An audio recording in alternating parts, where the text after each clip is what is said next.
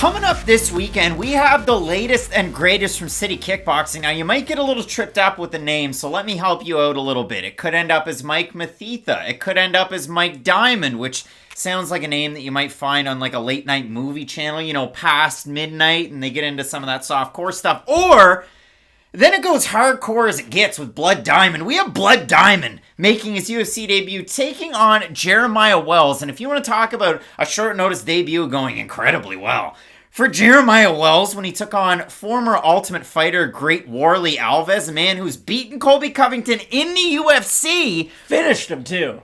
Jeremiah Wells finished Warley, and it wasn't a Warley Alves like we've seen in the past where is he one step in, one step out. In that fight, Jeremiah just put his foot to the floor and looked very, very good. He really pushed a great pace, threw some great strikes, but we're not really here to talk about that just yet, because for Blood Diamond, this is a guy that's fought with Glory Kickboxing, and I went through and I watched some of his kickboxing fights. I watched some of the King of the Ring stuff, and it's kind of funny because if you look at it for Blood Diamond, he's done a little bit of King of the Ring. Carlos Ulberg, he's done a little bit of King of the Ring. They're all City Kickboxing guys, a little bit of the New Zealand connection.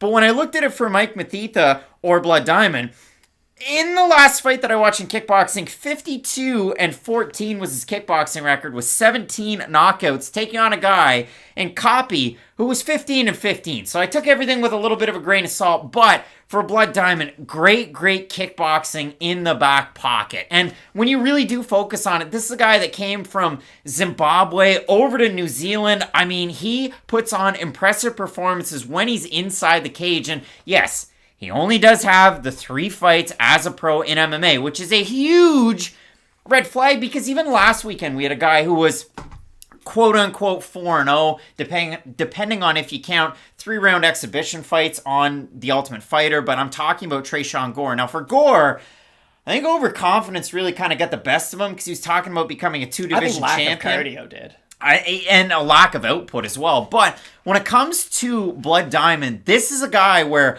lack of output is not going to be a problem for him in the UFC. No, exactly. And that's a really nice thing to see from a high-level striker because it feels like a lot of high-level strikers come over and then rely a lot on their power. Now, you normally think, okay, if they're so high-level, they would actually be able to set things up, but it's always this weird sort of dynamic you have when you have these primary strikers coming over to MMA because, of course, they're going to be better at striking than 98% of the people who they fight. But you do sort of have to deal with those backdoor demons, if you will, of like, hey, what happens if my opponent shoots for a takedown? Like, you have to react to everything a lot differently than just somebody who can go in there who might not be as good of a striker, but has really good wrestling defense, so they can at least defend some of those initial takedown attempts. What I really like from Blood Diamond, he can throw kicks moving backwards, which is really weird because he is light on his feet. And this is the big point I wanted to bring up in this video because, like you said, there's a number of City Kickboxing fighters on this card, and a lot of people probably think, oh, well, they're from the same gym. These fighters must fight in a similar style, but that's not really the case because when you look at the top of the card in Israel Adesanya, he is kind of like the best version out there. Let's just call it what it is. He can strike from both stances. He can move both directions. He can basically do everything from an ambidextrous standpoint.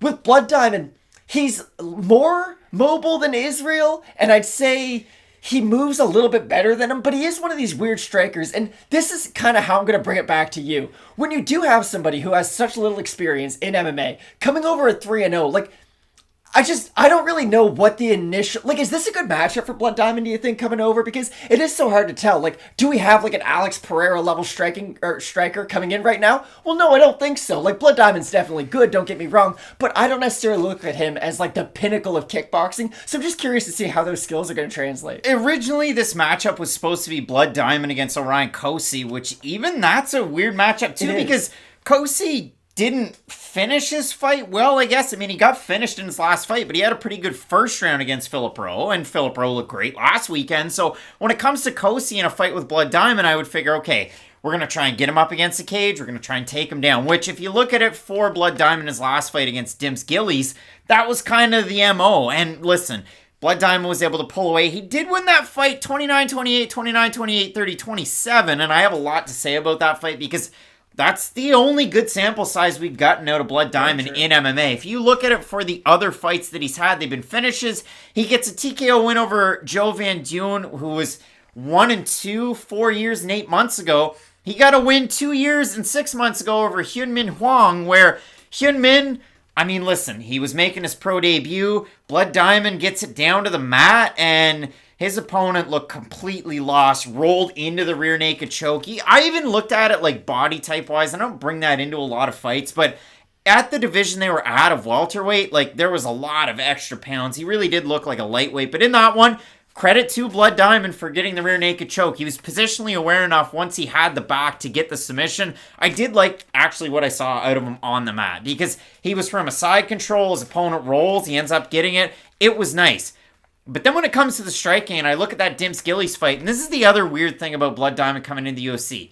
His last fight was a year and 10 months ago. Why are we waiting this long to get a fighter like this in the UFC? It seems like weird timing. And listen, he threw it out there. I think it was on Instagram quite a while ago that he had the contract. It was just a matter of getting him here. But if we really focus on it, and I focus on your question, his striking is different. Like, it's different than a lot of guys I've seen in MMA because he's a southpaw, and he starts the first round in the Dimps Gillies fight as a southpaw. And you hear the commentary go, this guy's left-hand dominant, and he will tend to go orthodox. And I thought, oh, well, Dustin Poirier's like that. He will switch stances or start in the opposite stance, but he's better with his lead hand. So for Blood Diamond, coming out of southpaw, he throws kicks from weird angles, he throws punches from weird angles, and something that I had in my notes for him, he holds his hands when he defends like a guy going to brush cut with a steel brush cutter up in Canada. Wow. He holds his hands like out and down like this, and it's different. They're not back, they're not high,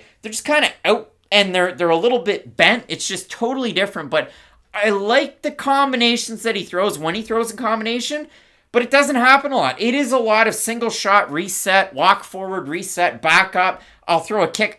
He must have the most flexible hips in this division. Wild. It's absolutely insane. There are some periods of inactivity. He's got very good power. He's hittable. Dimps Gillies is able to hit him quite a bit. He is, but this is the way I kind of see this fight going. I think Blood Diamond is going to have a really good chance to win this fight. Again, we bring this up sometimes, how the UFC is a lot more like boxing, or just the entity of boxing, than we probably like to admit. And they have a guy whose nickname is Blood Diamond, who has a very, very exciting fighting style. They probably want that guy to win. But this is the problem. If he gets taken down one time, I don't know what he's going to look like against somebody of Jeremiah Wells. And it's not like Wells is one of the best grapplers in this division, but he can hold guys down, and he has good top pressure, and he can finish with submissions if he needs to. And when you're fighting someone who is such a pure striker, and listen, like Giga Chikadze is a pure striker, right? But he can at least grapple a little bit, and we've seen that area of his game.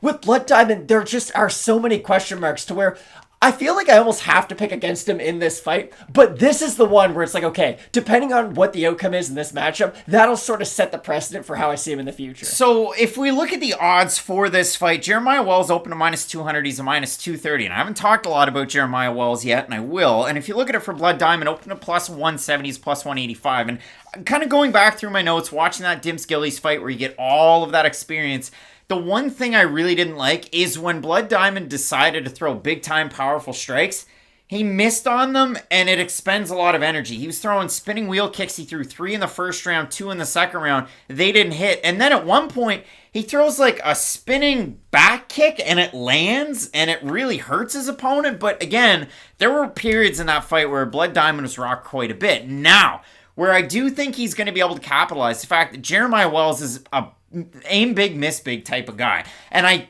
showed it in, and again, Jeremiah Wells was supposed to fight not that long ago. He was bounced out of his last fight. So if you do look at it for Wells, we had a video where he was supposed to take on Jake Matthews back in December that we just kind of had to scrap. And originally, he was supposed to take on Tim Means last week. So for Jeremiah Wells, my big point in a fight against Jake Matthews was the fact that he throws winging punches almost with his eyes closed and takes a lot of liberties. Now, in his last fight against Warlley Alves, he did that, and then he connected, and then Warlley went down. So he was able to do that. But you brought up a really good point that I don't think a lot of people are going to focus on in this fight. Yes, Blood Diamond's kickboxer, you got to take him down.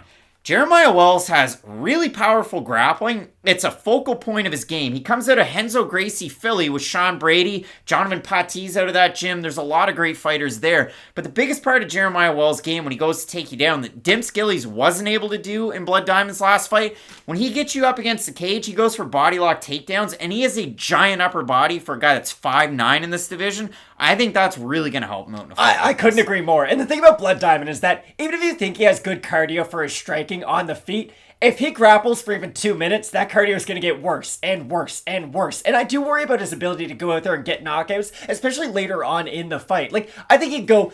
Let's say he gets a Shavkat Rakhmonov wheel kick into a ground and pound knockout. I wouldn't be surprised at all because that's how good of a striker he is. But there's also the other side of that where he misses a wheel kick, gets taken down, gets mounted and ground and pound. So I do like Jeremiah Wells, at least for his MMA game in this matchup. I've got Jeremiah Wells in this fight, and if I was going to hedge it, I'd probably say a Blood Diamond, a quick knockout. I wouldn't see it as the fight goes on, maybe round one. But for me, I like the experience of Jeremiah Wells. Again, it comes down to a guy who has 12 pro fights to a guy that has 3 in MMA. Again, the losses for Wells, Vinicius de Jesus and Manny Wallo. And then you look at the other guys. He beat John Manley. John Manley's fought in Bellator. He's fought around the UFC. And this is a guy that has really good CFFC experience. I mean, listen, he was the welterweight champ over there. And you look at the names that have been thrown around. He was supposed to take on Miguel Baeza at one point, Jake Matthews, and Tim Means. That speaks to how highly the UFC views a guy like Jeremiah Wells. Bobby Nash. Bobby Nash. He went 0-3 with 3 knockout losses. The guy was a gamer. But in this fight, we're both going with Jeremiah Wells. But I'll tell you what, I can't wait for the debut of Blood Diamond. It should be absolutely amazing. Let us know down below in the comment section who you have in this fight. And for the rest of the City Kickboxing fighters, we got Carlos Ulberg coming up next and Israel Adesanya taking on Robert Whittaker in the main event. So keep locked in with Fight Night Picks, as we always say. Let's get into it.